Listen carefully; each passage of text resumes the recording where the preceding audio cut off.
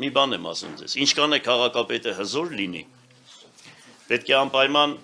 իր հետևից ուժել տեսնի, հասկանալի է, որ կարողանա, օրինակ ես ինչքան հզոր քաղաքապետ եմ եղել ու իրոք շատ հզոր քաղաքապետ եմ եղել, բայց եթե Քոչարյանը Ռոբերտը չթեքվեր դեպի Գյումրի, շատ բաներ կար, որ դժվար կլիներ ինձ համար անել, ուրեմն պետք է այդտեղ հարաբերությունները Դադաստանի մեջ մինչև Եվրոմիություն, ես չգիտեմ ինչ։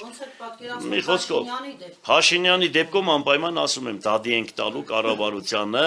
եթե հանգարցակի, ուրեմն 30 միլիարդը չտվեցին քաղաքի հասանելիք գումարները, որ ասենք 85 միլիարդ քաղաքից հավաքագրվում է, տարվում է հանրապետական բյուջե, այնտեղից տրվում է քաղաքին 3 միլիարդ 200 միլիոն, անպայման դրա համար պայքարելու եմ, հետո պայքարելու եմ այն